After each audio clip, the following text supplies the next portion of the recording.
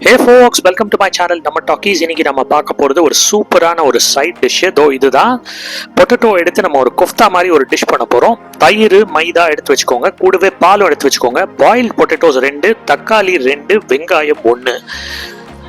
அடுத்தது வந்து சில்லி ஃப்ளேக்ஸுங்க. அதுக்கப்புறமா சிவப்பு மிளகா ஒரு 3, பச்சை மிளகா ஒரு 3, இஞ்சி ஒரு 3-4 பல்லு, அதுக்கப்புறமா பூண்டு ஒரு 5-6 பூண்டு, வேர்க்கடலை, அதுக்கப்புறமா பட்டை, லவங்கம், பிரிஞ்சி இலை, ஏலக்காய், கிராம்பு, இது எல்லாத்தையும் 1-2 எடுத்து வச்சுக்கோங்க ஒன்னொன்னுலையும். ஸோ இதெல்லாம் ரெடி பண்ணி வச்சுக்கோங்க. ஃபர்ஸ்ட் இது எல்லாத்தையும் ரெடி பண்ணி வச்சுட்டு அதன் பிறகு ஃபர்ஸ்ட் வந்து இந்த பொட்டேட்டோ ஆல்ரெடி பாயில் பண்ணி வச்சிருக்கேன். இந்த பொட்டேட்டோவை நல்லா கையால் நல்லா பிசைய ஆரம்பிங்க.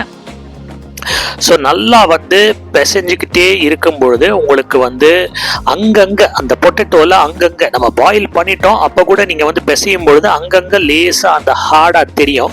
அதெல்லாம் நீங்கள் வந்து உங்கள் கை பாருங்கள், இந்த மாதிரி பண்ணுறேன் பார்த்தீங்களா, அதை வந்து நல்லா ஃபீல் பண்ணி அங்கங்கே நீங்கள் வந்து அது எல்லாத்தையுமே வந்து மேஷ் பண்ணணும். இந்த பொட்டேட்டோ வந்து கம்ப்ளீட்டாக மேஷ் ஆகணுங்க.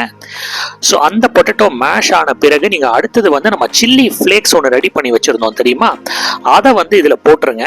இதில் வந்து நீங்கள் பெப்பர் கூட ஆட் பண்ணலாங்க. பாருங்கள், நான் இப்போ சில்லி ஃப்ளேக்ஸ் ஆட் பண்ணியிருக்கேன். சில்லி ஃப்ளேக்ஸ் ஆட் பண்ண பிறகு அடுத்தது நான் என்ன ஆட் பண்ணுறேன் அப்படின்னு கேட்டிங்கன்னா பாலுங்க. சரிங்களா, இந்த பால் ஆட் பண்ணும்போது கொஞ்சம் கூட சாஃப்டன் ஆகும். இந்த கொஃப்தா மாதிரி இந்த டிஷ் நம்ம செய்யும் பொழுது அதுக்குள்ள இருக்கிற அந்த ஸ்டஃபிங் இருக்கு பாத்தீங்களா, அந்த அப்பம் மாதிரி ஒன்று பண்ண போறோமே, அதுக்குள்ள இருக்கிற ஸ்டஃபிங் நல்லா சாஃப்டா இருக்கணும். உப்பு மறக்காம ஆட் பண்ணிக்கோங்க. உப்பு வந்து நான் கம்மியாக தான் ஆட் பண்ணியிருக்கேன். இப்போ இந்த மைதா வந்து ஒரு சூப்பரான பைண்டிங் ஏஜென்ட். ஏன்னா இது நம்ம வந்து டீப் ஃப்ரை பண்ண போறோம். டீப் ஃப்ரை பண்ணும்போது ஒரு நல்ல பைண்டிங் ஏஜென்ட் வேணும். ஸோ இதுக்கு வந்து நான் வந்து மைதா ஆட் பண்றேன். மைதா வந்து கொஞ்சம் கொஞ்சமா ஆட் பண்ணுங்க. ரொம்ப சாஃப்டா இருக்குங்க பொட்டேட்டோ. ஏன்னா பாயில் பண்ணியாச்சு, மேஷ் பண்ணியிருக்கோம், நம்ம கையால பிசைஞ்சிருக்கோம், அதனால ரொம்ப சாஃப்டா இருக்கும். ரொம்ப சாஃப்டா இருக்க கொஞ்சம் கொஞ்சமா மைதா ஆட் பண்ணி அதை வந்து ஒரு செமி சாலிடா நீங்க ஆக்கணும். பாருங்க, கிட்டத்தட்ட வந்து ஒரு மாவு பிசைஞ்சா எப்படி இருக்கும், ஒரு சப்பாத்தி மாவு பிசைஞ்சா எப்படி இருக்கும், அந்த மாதிரி ஆயிடும். பாருங்க, இப்போ கொஞ்ச நேரத்தில் நான் காட்டுறேன் உங்களுக்கு. இது பாருங்க, மைதா கொஞ்சம் கொஞ்சமா ஆட் பண்ணி அந்த பொட்டேட்டோஸோட மிக்ஸ் பண்ணி அப்படியே நான் வந்து பிசைஞ்சு வச்சிருக்கேன். பாருங்க எப்படி இருக்கு பாருங்க. அது பாருங்க, கொஞ்ச நேரம் ஒரு 2 மினிட்ஸ் அப்படியே விட்டுருங்க, அது கொஞ்சம் செட்டில் டவுன் ஆகட்டும். செட்டில் டவுன் ஆன பிறகு நம்ம அடுத்தது என்ன பண்ண போறோம்னா, இதை வந்து சின்ன சின்ன உருண்டையா உருட்ட போறோம். இதுக்காக நான் கையில ஃபர்ஸ்ட் வந்து எண்ணெயை நல்லா தேய்ச்சிட்டு இருக்கேங்க. எண்ணெய் இல்லை நெய் பார்த்தீங்கன்னா என் கை பார்த்தீங்கன்னா தெரியும். இதில் வந்து கொஞ்சமாக அந்த அந்த அந்த பொட்டேட்டோ செஞ்சு வச்சுருக்கோம் இல்லையா, பொட்டேட்டோ மைதாவும், அதில் கொஞ்சமாக எடுத்து இந்த மாதிரி உங்கள் 2 கையாலையும் நல்லா உருட்டிக்கோங்க. ஆல்ரெடி நான் ஒரு 3 உருண்டை உருட்டிட்டேன். இப்போ இன்னும் ஒரு 2-3 உருண்டை உங்களுக்கு காட்டுறேன் பாருங்கள். இது ரொம்ப ஈஸி தான். இது நான் வந்து பேச தேவையில்லை, எப்படி செய்யணும் அப்படிங்கிறது தேவையில்லை, உங்களுக்கு வீடியோவில் பார்த்தாலே தெரிஞ்சிடும். அது பாருங்கள், எல்லாத்தையும் உருட்டி வச்சாச்சு.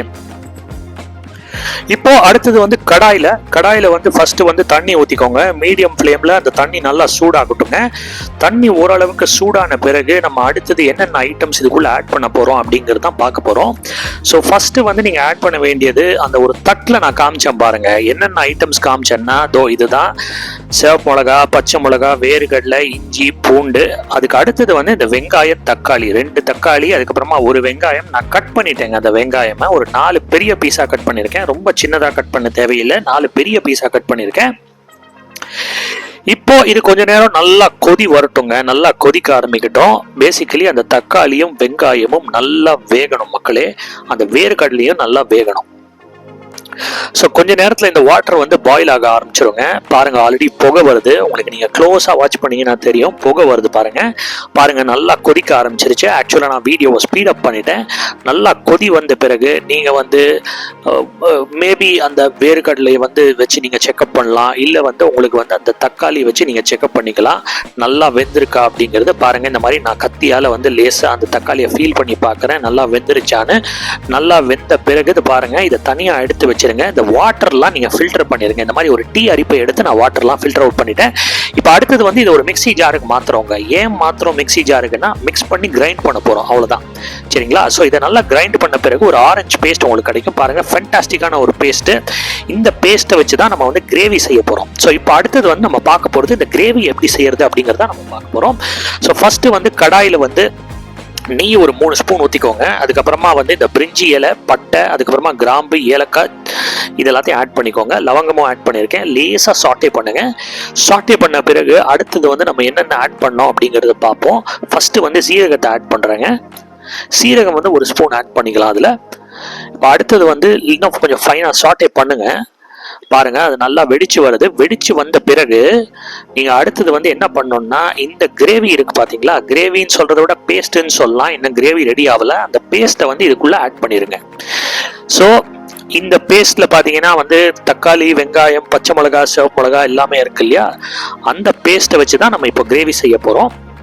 ஸோ இப்போ இதில் நல்லா குக் ஆகட்டுங்க. இதில் வந்து ஒரு பச்சை வாசனை வரும். ஆக்சுவலாக நம்ம தக்காளி வெங்காயம்லாம் பாயில் பண்ணி இதை வந்து கிரைண்ட் பண்ணியிருக்கோம். அதில் வந்து ஒரு பச்சை வாசனை வரும். அந்த பச்சை வாசனை போகிற வரைக்கும் நீங்கள் இந்த மாதிரி குக் பண்ணுங்கள். இதை பாருங்கள், ஆல்ரெடி நல்லா கொதிக்க ஆரம்பிச்சிருச்சு.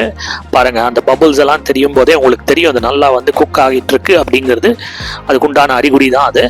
இப்போ அடுத்தது வந்து இதில் வந்து உங்களுக்கு அந்த மிக்சியில் வந்து நிறைய பாக்கி இருக்கும் இந்த பேஸ்ட், அதெல்லாம் கண்டிப்பாக வந்து வேஸ்டே பண்ணாதீங்க. இப்போ நான் ஆட் பண்ணுறது வந்து மஞ்சப்பொடி, அதுக்கு அடுத்தது வந்து சில்லி பவுடரு, அதுக்கப்புறமா வந்து தனியா பவுடர். இது மூணுத்தையும் ஆட் பண்ணிக்கோங்க.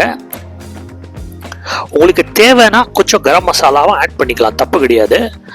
இப்போ நான் ஆட் பண்ணுறது தனியா பொடி. இதில் நான் செய்யும் பொழுது வந்து கரம் மசாலா ஆட் பண்ணல. உங்களுக்கு வேணும்னா கரம் மசாலா ஆட் பண்ணிக்கோங்க.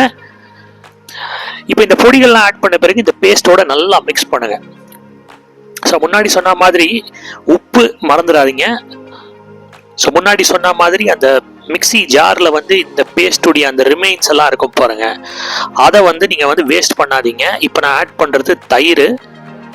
தயிர் வந்து செம்ம க்ரீமி டெக்ஸ்சர் கொடுக்கும், இந்த கிரேவிக்கு நல்ல க்ரீமி டெக்ஸ்சர் கொடுக்கும்.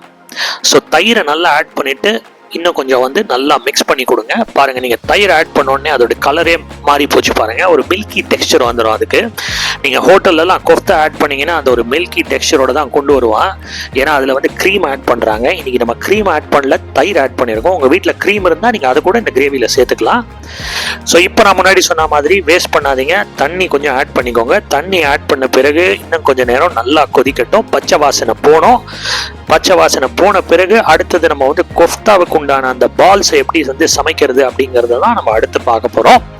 இப்போ கொஞ்ச நேரம் இதை விட்டு வைங்க. பாருங்க, நல்லா வந்து பாயில் ஆக போகுது. இப்போ பாயில் ஆன பிறகு நீங்க இதை எடுத்துருங்க.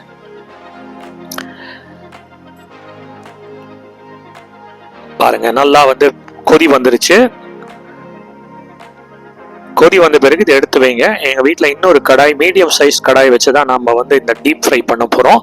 ஸோ ஃபஸ்ட்டு வந்து அதில் வந்து நல்லா சூடாகட்டுங்க அந்த கடாய். ஆல்ரெடி வந்து நீங்கள் you can see drops of water. அந்த தண்ணியெல்லாம் நல்லா வற்றி போகணும். தண்ணி நல்லா வற்றி போயிடுச்சு. இப்போ அடுத்தது வந்து நம்ம ஆட் பண்ண போகிறது என்னன்னு கேட்டிங்கன்னா எண்ணெய். ஏன்னா இதை வந்து நம்ம டீப் ஃப்ரை பண்ண போகிறோம். ஸோ எண்ணெய் வந்து கொஞ்சம் நேரம் சூடாகட்டும். சூடான பிறகு அந்த உருட்டி வச்சிருக்கோம் பாத்தீங்களா, அதை வந்து 1 by 1 இதுல ஆட் பண்ணுங்க. பொறுமையா ஆட் பண்ணுங்க, அவசரப்பட்டு எல்லாத்தையும் கொட்டிடாதீங்க. அதுக்குள்ள 1 by 1 ஆட் பண்ணுங்க. ஸோ நம்மளது வந்து ஒரு மீடியம் சைஸ்ட் கடாய் தான் இது. அதனால at any point of time வந்து ஒரு 5லேருந்து 6 உருண்டைகளுக்கு மேல நான் போடலை. ஸோ ஒரு 5 உருண்டை போட்ட பிறகு பாருங்க அது கலர் எப்படி மாறிட்டு இருக்கு பாருங்க. ஒரு ஃபியூ செகண்ட்ஸ்லேயே உங்களுக்கு கலர் மாறிடும். முன்னாடி வெள்ளை கலர்ல இருந்தது, இப்போ ஒரு மாதிரி எல்லோயிஷ் கலராக மாறிடுச்சு. இப்போ இது எல்லோ கலர்லேருந்து ப்ரௌனாக மாறும். ப்ரௌன்லேருந்து கோல்டன் ப்ரௌனாக மாறுற வரைக்கும் நீங்கள் கொஞ்சம் நேரம் வெயிட் பண்ணுங்க பொறுமையா. இது நல்லா டீப் ஃப்ரை ஆகணும். பாருங்க, அடிக்கடி இந்த மாதிரி இந்த கரண்டியால எடுத்துக்கோங்க, எடுத்து திருப்பி போட்டுக்கிட்டே இருங்க. அப்போதான் நல்லா ஈவனாக குக் ஆகும். நல்லா திருப்பி விட்டுக்கிட்டே இருங்க. 5 உருண்டையும் 1 by 1 பொறுமையா பண்ணுங்க, அவசரப்படாதீங்க. ஸோ பாருங்க, கொஞ்ச நேரத்திலேயே இதனுடைய கலர் வந்து கம்ப்ளீட்டா மாறிடும். நான் முன்னாடி சொன்ன மாதிரி எல்லோலேருந்து ப்ரௌனா மாறுங்க. ப்ரௌன்லேருந்து கோல்டன் ப்ரௌனா மாறுற வரைக்கும் வெயிட் பண்ணுங்க. ஸோ பேசிக்கலி இது வந்து குக் ஆகிட்டு இருக்கும்பொழுது உங்களுக்கு அந்த அலை, பீச் பக்கம் நின்னீங்கன்னா ஒரு அலை சவுண்ட் ஒன்று கேட்கும் பாருங்க. அந்த அலை சவுண்டு வந்து கேட்டுக்கிட்டே இருக்கும். இந்த அலை சவுண்டு வந்து ரொம்ப நேரத்துக்கு கேட்கும். இந்த மாதிரி டீப் ஃப்ரை பண்ணும்போது கிட்டத்தட்ட அது ஓயும் பொழுது இது குக் ஆயிடுச்சுன்னு அர்த்தம். ஆனால் நீங்கள் வந்து அதை வந்து இண்டிகேஷனாக எடுக்க தேவையில்லை, கலரையே இண்டிகேஷனாக வச்சுக்கோங்க, அதுதான் பெட்டரு. பாருங்க, நான் முன்னாடி சொன்ன கோல்டன் ப்ரௌன் கலர் வந்துருச்சு பாத்தீங்களா. இப்போ இந்த கோல்டன் ப்ரௌன் வந்த பிறகு நீங்க அதை வந்து எடுத்துருங்க, சரிங்களா. ஸோ இது வந்து நம்ம வீட்டில் இன்னைக்கு ஜீரா ரைஸ் செஞ்சுருக்கோம். ஜீரா ரைஸுக்கு வந்து இது ஒரு நல்ல காம்பினேஷன். இது வந்து நீங்கள் சப்பாத்தி பூரி எல்லாம் கூட நீங்கள் அதுக்கு கூட நீங்கள் சைட் டிஷ்ஷாக இதை பண்ணலாம். குழந்தைகளுக்கெல்லாம் ரொம்ப பிடிக்கும். ஸோ இது நம்ம செஞ்சாச்சு பாருங்கள். இதை வந்து இந்த மாதிரி ஒரு பாத்திரத்துக்கு மாற்றிடுங்க. இதே மாதிரி எல்லாத்தையுமே குக் பண்ணிடுங்க. நம்ம வீட்டில் ஒரு 10-12 உருண்டை பண்ணோம் இன்னைக்கு. ஸோ பாருங்க நம்ம உருண்டையெல்லாம் தயாராகிடுச்சு. இப்போ நான் அந்த உருண்டையை வந்து லேசாக வந்து நான் புட்டு காமிக்கிறேன். அதாவது வந்து உடைச்சு காட்டுறேன் எப்படி இருக்கு பாருங்க. செம சாஃப்டா இருக்கும் உள்ள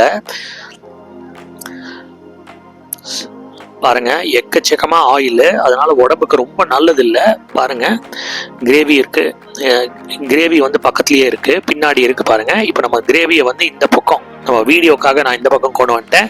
இப்போ 1 by 1 இந்த பால்ஸ், அதாவது வந்து இந்த பொட்டேட்டோ கொஃப்தா அப்படின்னு நம்ம சொல்லாம அதை வந்து 1 by 1 இந்த கிரேவிக்குள்ள நம்ம ஆட் பண்றோம். ஸோ ஆட் பண்ணுங்க. 1 by 1 ஆட் பண்ண பிறகு கடைசியா ஒரு மிக முக்கியமான ஐட்டமை மறந்துடாதீங்க. என்னன்னு கேட்டீங்கன்னா கொத்தமல்லி ஆட் பண்ணிக்கோங்க. கொத்தமல்லியை வந்து சின்ன சின்னதா வந்து கட் பண்ணி ஆட் பண்ணுங்க. அதுக்கப்புறமா நம்மளுடைய டிஷ் வந்து தயாராகிடுச்சு.